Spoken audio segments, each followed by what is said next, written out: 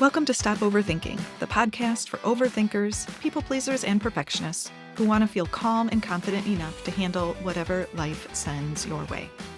I'm your host, Kristen Odegaard, a women's life and mindset coach, lifelong educator, and recovering perfectionist.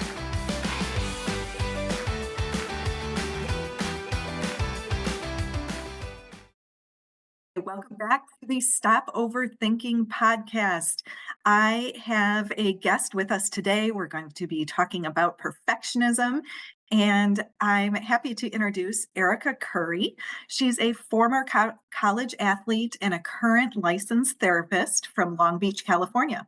She practices RO-DBT and DBT, which we will explain. As a therapist, she aims to help perfectionists and overachievers live presently by teaching them skills to cultivate an open mind. And she also specializes in overachieving athletes finding meaning and purpose after ending their sport so they can ditch the pressures of being perfect. So, welcome, Erica. Thank you. I'm so excited to be here. That was a beautiful introduction. Well, you wrote it, so Okay, fair enough. I guess I know what I do, huh? look at that. So I was really excited to connect with Erica and to find this type of therapy that focuses on perfectionism. And I'm going to let Erica explain what is RODBT and how you got into it.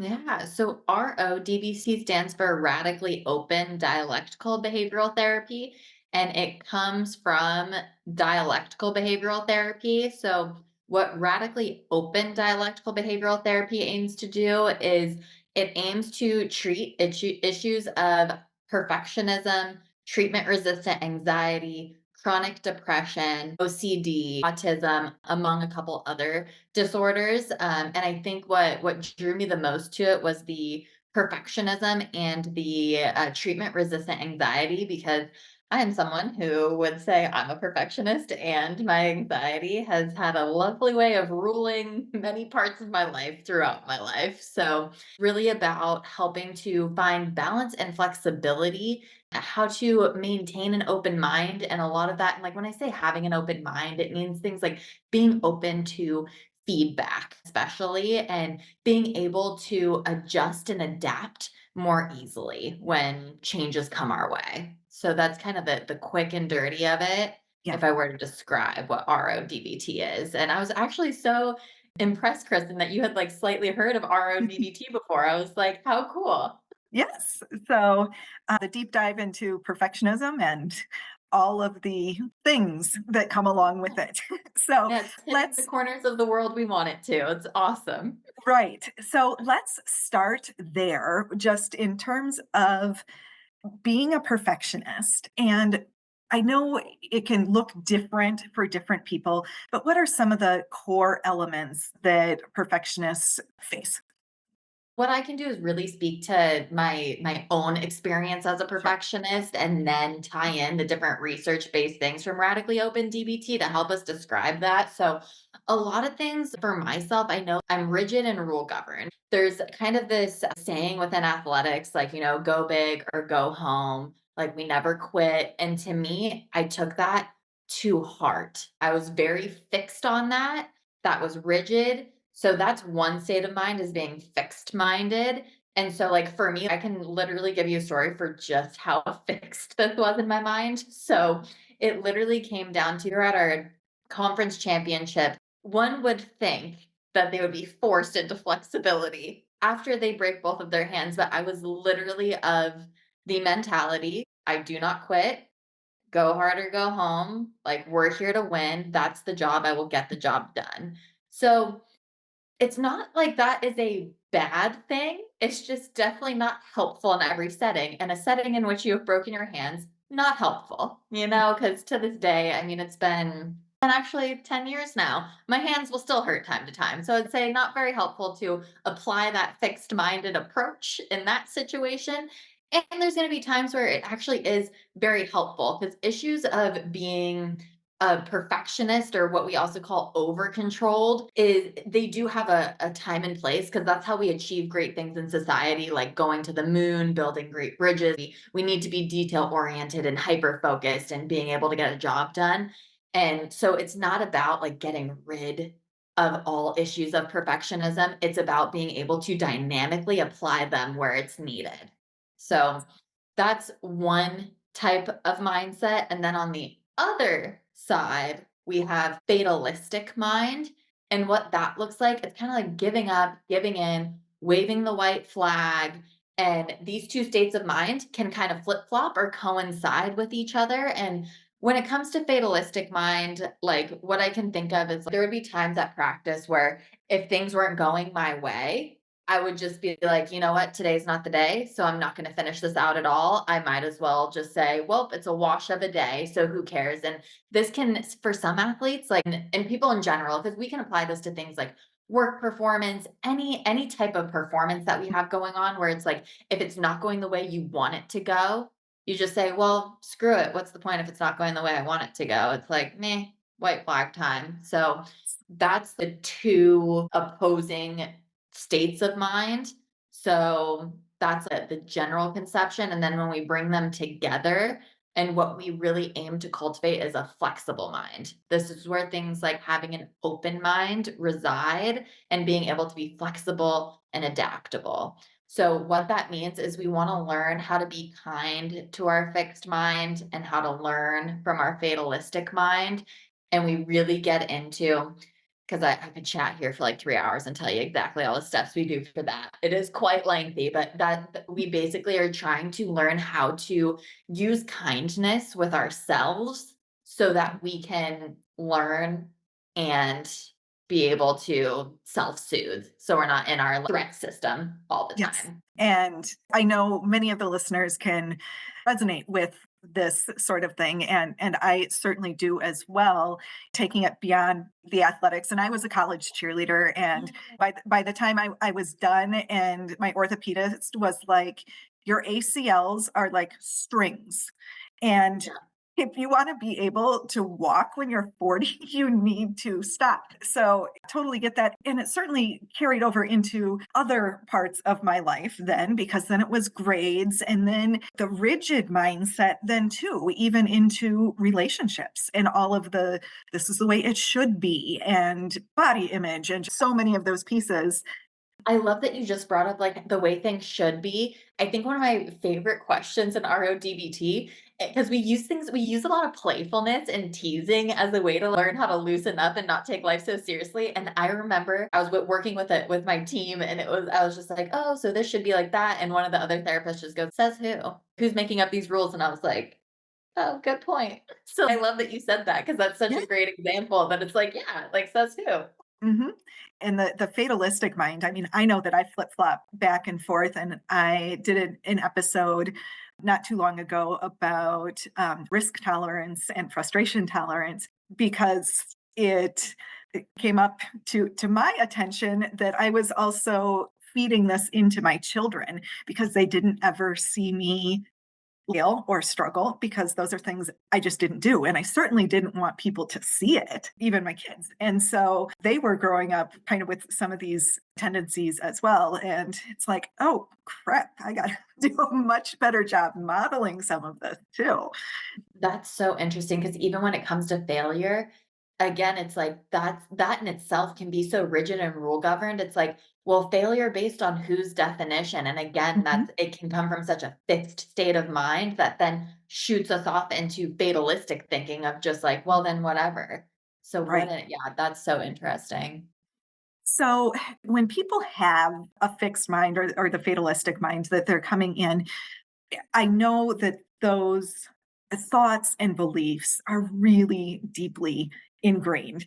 And for me, there was some fear in letting these go. Like, oh, I'm just supposed to have no standards. And Mhm, talk about the process a little bit that you mhm. use with clients or with yourself Well, to and I love what you just said because you just highlighted the states of mind to a T, where it's like you have these expectations for yourself, fixed mind. Fatalistic mind is saying, "Oh, so I'm not supposed to have any," and it's like, "Oh gosh, no, that is not what we're saying." And it is a tough place to be in though because it's asking us to abandon so much, and that is so scary.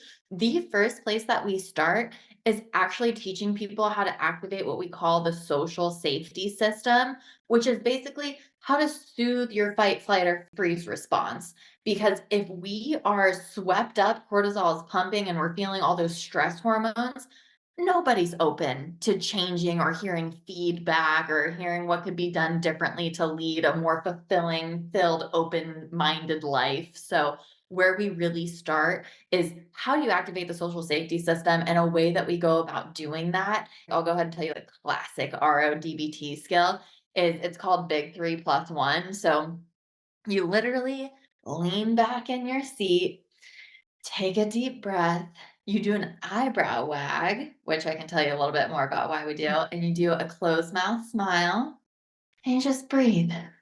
You go ahead and you might need to do it a few times. It doesn't mean, oh, I lean back in my seat, take a deep breath, smile, and wag my eyebrows, and the whole world has changed. No, it's just a way to send the signal to our body that we're in a safe space. Because when we are perfectionists, we also tend to deal with a bit more fear. So we're kind of just too activated all the time. And we'll feel almost this, like, at least for me, I know I feel like a sense of urgency so much of the time, and I will have to literally sit back and remind myself, it is not that serious. And that's what the big 3 plus 1 is about. It's about being able to sit back, make sure your shoulders are down, take a deep breath, close mouth smile, wag your eyebrows. It just sends the message, we are not in a life or death situation. Everything's okay. So that's one way that we do it. And then other ways just include different ways of self soothing with your five senses. And we go through pages and pages of all the different ways you can activate your social safety system. And that's really the fundamental core thing if we're going to allow ourselves to be more open minded, along with just learning more about, like, well, what is open mindedness, and also the myths about what it means to have friendships, the myths that we hold about emotions, because also perfectionists, because I was aware of imagining, Kristen, when you mentioned not wanting anyone to see, you didn't let your children see you fail, right? A lot of us, and I wonder if it's true for you, I know it is for me, is like not letting anyone see you be emotional. No one can see me sweat. That's also a big thing, whether we're talking athletics or just living our life. Like, never let them see us sweat, where it's like, actually, it can be a pro-social behavior to let other people see that you are human and also struggle. We also need to have activated our social safety system, though, to allow ourselves to do it. So it's like, instead of clenching even tighter onto the steering wheel, it's like learning how to loosen the grip, and you have to trust in loosening the grip. So it's as a process with this too, it's like you learn to trust yourself more by taking these little steps that are really scary for us. Right. And I personally do a better job now on the emotional piece because I had to really practice with that. And so I've been working on that for years. And obviously, there's layers to perfectionism. And as life changes and new things come at you, I have found there are new triggers, and it's like, oh, I need to work through that again or a little bit differently. Like it just never ends. And I think too, it depends on like the social safety net, of course, is who's your audience Yes. because it's completely different. There are going to be people that you feel more safe with versus maybe your professional environment or something where you're really being looked at for your skills. Oh, you get just gave me like a blast from the past. I was such an anxious child, and I just remember there was a period of time I hated going to school because I always felt so evaluated, and I just constantly felt like my throat was tight and I was gonna cry, and you know when you try not to cry, so you cry more? Such a rough combination, and you're right, though, it's like I didn't feel as safe at school as I did at home or at practice or something. Our setting and who we're around definitely matters big time, and I love that you brought that up too, because what RODBT is all about is about decreasing our emotional loneliness and increasing our social connectedness, because we actually live longer when we're socially connected. And even if we have, it just takes one quality relationship, and we are likely to live longer. So it is true when it comes to human beings and our social connections, it is quality over quantity. So if you think, I always think about the saying too, like how you can feel lonely in a crowd of people. Mhm. That's true. Very, very true. The science would support that. And it's really just saying, for us to increase social connectedness, It means making one genuine connection with someone you are able to be vulnerable with, and you get that in return from them. And it's just amazing what can happen and the closeness people can sense. And it's just been the most rewarding thing to see people come into treatment who are sincerely struggling to connect with other people, to Mhm, see them end this program and feel confident in their ability to form relationships and also be in the midst of most often growing relationships mhm. throughout the program is just so, so amazing. I'm like, wow, these skills are so helpful and they work. They are. I didn't realize until I was in my 40s that the perfectionism and the people pleasing that came up along with that, how it really impacted my interpersonal relationship because I always had the mask on for what I wanted to present to this group of people and what I would allow them to see, which of course is not authentic and makes it really hard to build with Yeah. people, or I would find 1 or 2 people from people. And learning how to be vulnerable, holy crap, was that a really hard process, for me, And then and it's like continual practice too. It's like, dang, wait, yes. you mean I don't just learn it and I can do it easily? Great. Mhm. Yes. Can you just talk a little bit about what that looks like for somebody? Because, I mean, there's fear, there's trust. We've talked about letting go of that control a little bit. What does that look like in therapy? So what it looks like in therapy is kind of like what I said. The therapist, it's such a specific type of treatment and it takes so much practice as a clinician to get skilled in this type of therapy. So it's a dialectic. A dialectic means holding two things true at the same time. So it is the most direct and kind type of therapy I've ever seen. And I've been exposed to various types of therapy where it uses teasing and jokes and lightheartedness while also delivering direct feedback.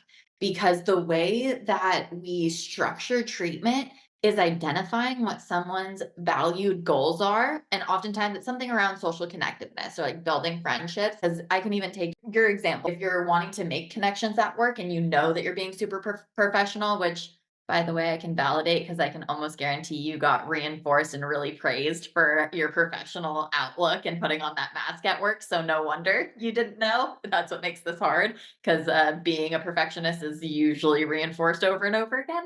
So what will happen is if someone's like really trying to put forth that mask, we will actually ask them like, okay, so take me through the situation and show me what happens. So they will tell me, let's just say if you say something insincerely to a coworker, right? So I actually just ask you to show it to me exactly how it happened.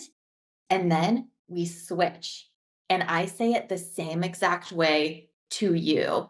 And it kind of creates this moment of like, oh, I didn't really notice it came across like that. Because here's the thing, it can feel when I talk about it, it can sound kind of brutal. It's like, dang, you're really just like putting a mirror in front of them like that. And it's like, here's the deal though.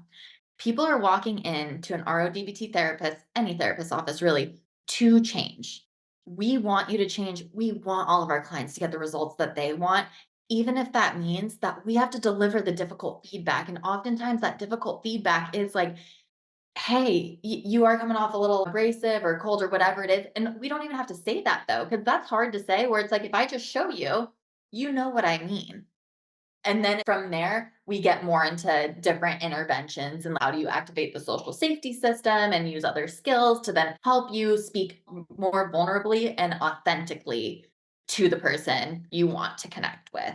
So that's like a really part of what it actually looks like in the session. And it's pretty cool. And the experience that when I say it back to you, how I'm hearing it, it creates a visceral reaction in the client. So it really ingrains and helps them understand, oh, that is off-putting Mhm. without me having to be judgmental and be like, oh, that was off-putting. It's like, why don't you just see for yourself and then we can work together. Yeah. And I will just say for my listeners, I was not working with an RO-DBT therapist. I think this maybe would have been a little bit more rapid in the sense of where I was working with my therapist and did a Brene Brown in-person course on vulnerability that was 9 months long, working with a small group of people, and all of us being able to open up and share in different things. So I just want to say for listeners too, if you don't have access to an RO-DBT therapist, there are options Yes. out there. You mentioned a couple of different times about being like kind to yourself. And I know when we chatted before, we talked about like kindness versus niceness. Can you expand on that a little bit? Course. I love this is like one of my favorite things in RODBT because the word kindness, like be kind, is like so colloquialized that it's like, well, what does that even mean? Of course, everyone's trying to be kind. Every parent is teaching their child to be kind. Well, so kindness versus niceness. Niceness is where it's like, oh, you see that your friend has something stuck between their teeth, but you don't want to put them on the spot, so you don't tell them that it's there, just so that you don't embarrass them. Kindness would be like, hey, you got something in your teeth right there, so that they can get it out and they don't walk around looking like that the rest of the day.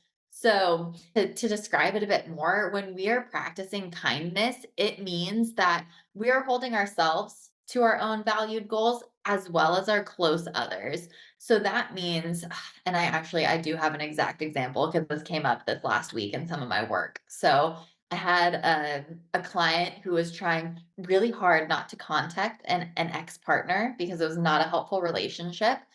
And my client had told me that they were upset with one of their friends because their friend was unwilling to ask the ex to unblock the phone number so that my client could talk to the ex.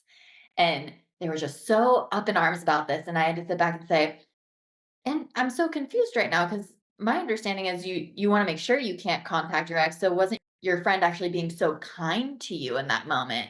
My client kinda sat back and was like, "Dang it. You're right.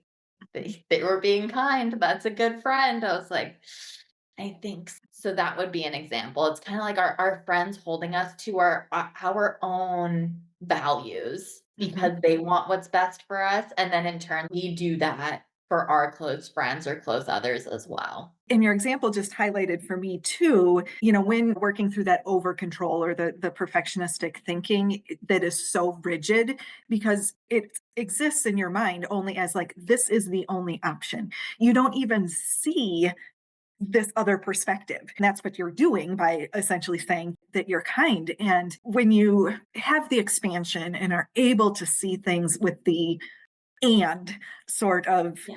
perspective versus tunnel vision, I refer to it kind of as this is my instruction manual. This is the way it's always, this is the way it should be. And anything else is just Mhm. wrong. And so when you can look at these different perspectives, it is kind of Yeah. mind boggling first. Like, what do you mean there's another way to think about it? It's like a scary unknown, and that's what gets perfectionists too, is like the unknown and uncertainty is so scary for us. We prefer to have our instruction manual because it's like, I know what that is, I know what to expect, and if anything else could happen, the possibilities are infinite, and that is a bit too much for me. So again, it's like we gotta take it back to activating our social safety system and Yeah. being like, "It will be okay." It's helpful to look at what could be missing here so that then we can grow and learn, be open and flexible, and it just takes the time to learn how to do that, and then it is constant practice over and over again. Because I know even for me as a perfectionist, and I've been a therapist for how long, I know I will still be like, "Are you kidding me? I can't just, like, learn this, and it can't just be like, flip the switch, okay, I'm being open today." It's such a constant practice, and then it's also it feels very fulfilling and rewarding in moments where you realize, "Wow, like, I am being very open right now." I was able to get through this situation where I didn't anticipate hitting 3 hours of traffic and missing my dinner reservations, and I was able to get through that without feeling like I was the worst person in the world for being late. Because punctuality is also one of my very rigid rules for myself. I know one thing that lots of my listeners struggle with for control ends up being procrastination. Then we go into this overthinking spiral because of all of the what ifs. What are your thoughts on working Um through and letting go to not procrastinate as much? Yeah, I gotta tell you, so I 1,000% have thoughts on this. And so for me, when I look at this through an RO-DBT lens and it comes to procrastination, there are two different styles of coping within radically open DBT. There's approach coping, there's avoidance coping. Procrastination would fall under the umbrella of avoidance coping. Me personally, I am an approach coper till the cows come home. Like, I'm trying to solve problems that no matter how hard I try, this problem cannot be solved until like the store opens on Monday because they're closed on the weekends. I'm like doing everything I can. Where procrastination, that can feel like a trap, like a little jail cell that you're stuck in. So a very specific thing that we teach is called urge surfing, which means you notice the urge to over prepare. And like, I feel like when you get, because I have gotten stuck in this before, it's almost like this cycle. You can feel yourself entering, and it's like this doom that you're like, oh no, here we go.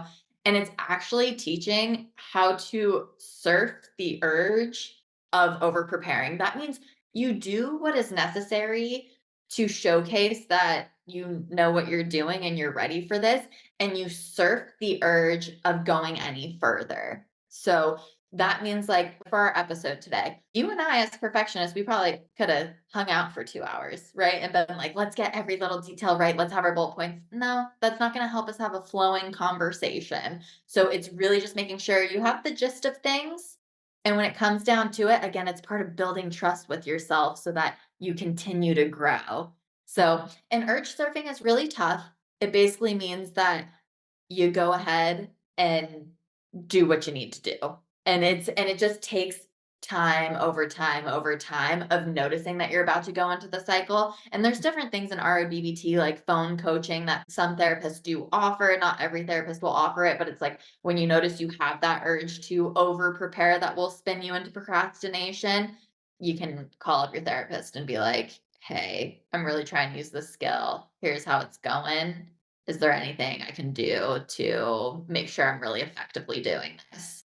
And again, it just goes to the fear, like you said, the avoidance piece. And I know for me, it was setting up my coaching practice a couple of years ago, and I needed more certifications and more training and more resources and having all of the things together that it was never ending. Or even when it came time for this podcast, I thought about it and planned it for like a year before I was ready to just put it out there and say, hey, I'm going to launch it and then have to follow through and make it happen. So I'm definitely on the avoidance and procrastination because the thought of it not being good enough, Mhm. which would in turn mean that I wasn't good enough, was just like it just froze me.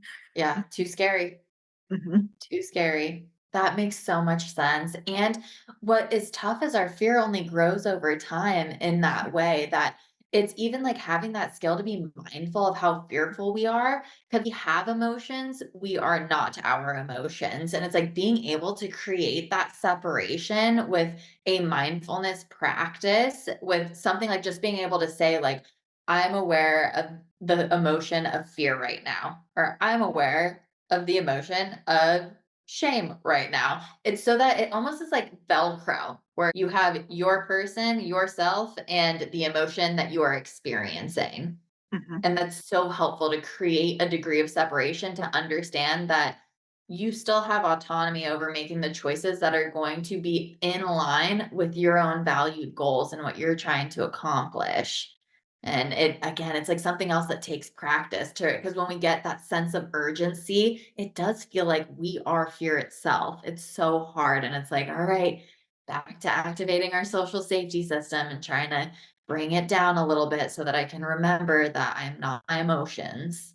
You know, I am not my emotions, and I think definitely for perfectionists, but society, it's not helpful in that sense because when I was little, it was don't make her sad, or that we're not responsible for our own emotions, and yet and we are responsible for everybody else's emotions, like, you know, that they would make you feel mad or sad or happy or that sort of thing.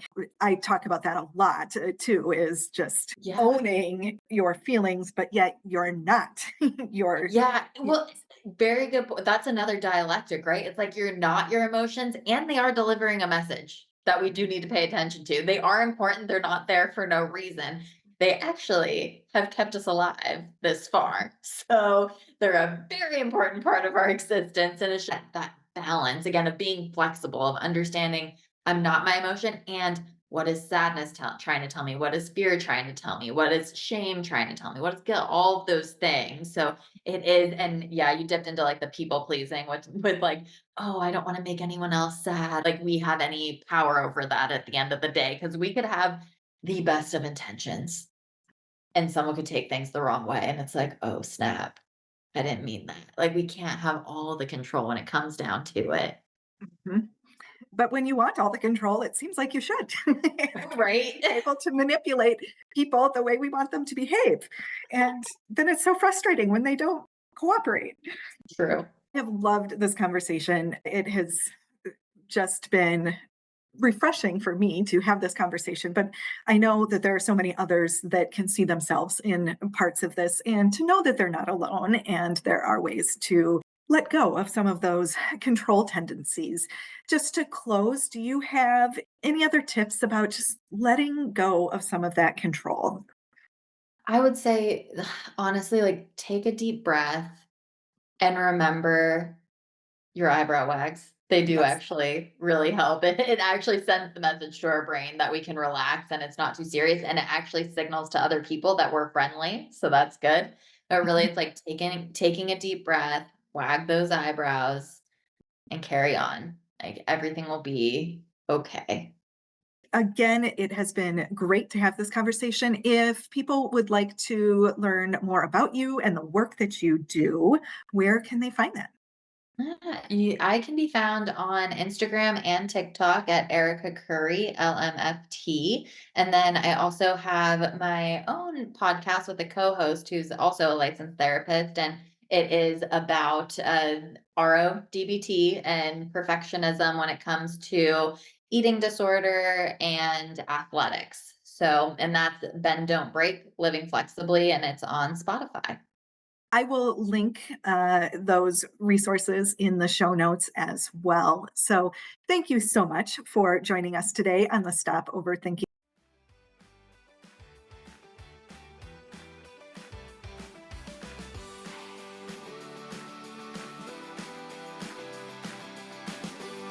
Thank you for listening to the Stop Overthinking podcast with Kristen Odegaard. If you enjoyed this episode, please share it with someone else who would benefit from the message. To learn more about working with me and links to social media and free resources, head over to my website, coachwithkristen.com. That's Kristen spelled Kristen. Be sure to subscribe to the podcast so you don't miss future episodes. Have a great week.